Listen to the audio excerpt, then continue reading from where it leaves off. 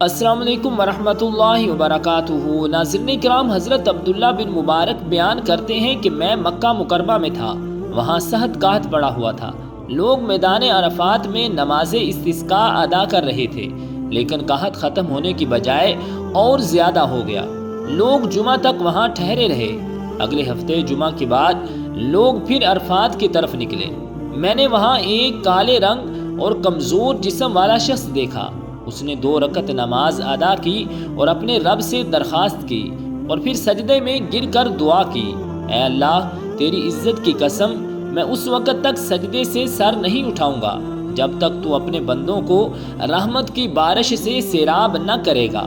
اچانک میں نے آسمان پر بادل کا ایک ٹکڑا دیکھا، اور دیکھتے ہی دیکھتے سارا آسمان بادل سے بھر گیا، اور اتنی بارش ہوئی کہ مشکیں منہ تک بھر گئیں۔ اس کے بعد اس کالے غلام نے اللہ پاک کی حمد و ثنا کی اور واپس چلا گیا، اور میں بھی اس کے پیچھے پیچھے چل پڑا، حتیٰ کہ وہ ایک ایسے مکان میں داخل ہوا جس کا مالک غلاموں اور جانوروں کی تجارت کرتا تھا۔ میں وہاں سے واپس آ گیا۔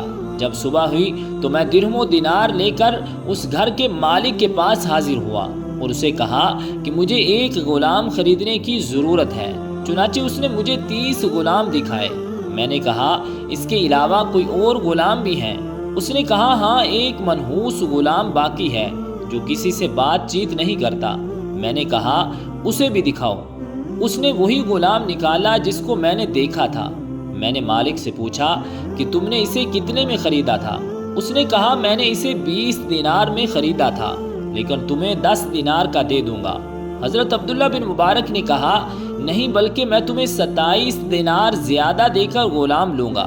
پھر آپ غلام کو ہاتھ سے پکڑ کر واپس آئے۔ غلام نے آپ سے کہا، اے میرے مالک، آپ نے مجھے کیوں خریدا؟ میں تو آپ کی خدمت کی طاقت نہیں رکھتا۔ آپ نے کہا، میں نے آپ کو اس لیے خریدا ہے کہ تم میرے مالک بنو اور میں تمہارا خادم بنوں۔ اس نے کہا، تم اس طرح کیوں کرتے ہو؟ میں نے کہا، کل میں نے آپ کو دیکھا کہ آپ نے اللہ تعالیٰ سے دعا کی اور آپ کی دعا قبول ہو گئی، بس اس سے آپ کی کرامت میں نے پہچان لی۔ اس غلام نے کہا، کیا حقیقت میں آپ نے ایسا ہی دیکھا ہے؟ میں نے کہا، ہاں۔ اس نے کہا، کیا آپ مجھے آزاد کر سکتے ہیں؟ میں نے کہا، آپ اللہ تعالیٰ کے لیے آزاد ہیں۔ تو اچانک ہاتف غیبی سے آواز سنائی دی جس میں کوئی شخص نظر نہیں آیا۔ کہنے والے نے کہا، اے ابن مبارک، تجھے مبارک ہو، اللہ تعالیٰ نے تیری بخشش فرما دی ہے۔ پھر غلام نے وضو کیا اور 2 رکعت نماز ادا کی اور عرض کیا، اللہ کا شکر ہے جس نے چھوٹے مالک سے آزاد کیا، بس بڑے مالک کے آزاد کرنے پر کیسے شکر ادا کروں گا؟ اس کے بعد وضو کیا اور 2 رکعت نماز ادا کی، پھر اپنے ہاتھوں کو آسمان کی طرف اٹھایا اور عرض کی، اے میرے اللہ، تو اچھی طرح جانتا ہے کہ میں نے 30 سال سے تیری بندگی کی، اور میرے اور تیرے درمیان ایک عہد و پیمان تھا کہ تو میرے راز کو ظاہر نہیں کرے گا۔ اب تو نے میرے راز کو کھول دیا ہے، لہٰذا تو میری جان کو قبض کر کے اپنی طرف بلا لے۔ اس کے بعد وہ غش کھا کر گرا اور فوت ہو گیا۔ میں نے اسے ہلکا سا کفن دے کر اس کی نماز جنازہ ادا کی اور دفن کر دیا۔ جب میں سویا تو ایک حسین و جمیل اور عمدہ لباس میں ملبوس بزرگ دیکھا، اور اسی طرح کا ایک اور بزرگ ان کے ساتھ تھا، اور دونوں ایک دوسرے کے کندھے پر ہاتھ رکھے ہوئے تھے۔ ایک نے مجھے کہا، اے ابن مبارک، کیا تجھے اللہ سے شرم نہیں آئی؟ پھر وہ چلے گئے۔ میں نے عرض کیا، آپ کون ہیں؟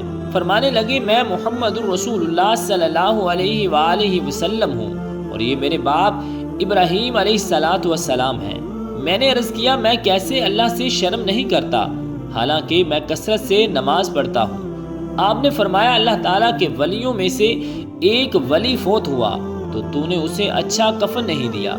آپ فرماتے ہیں، جب صبح ہوئی تو میں نے اسے قبر سے نکالا، اچھا کفن دیا، اس پر نماز جنازہ پڑھی اور پھر اسے دفن کر دیا۔ رب ذوالجلال کی اس اللہ کے نیک بندے پر رحمت ہو۔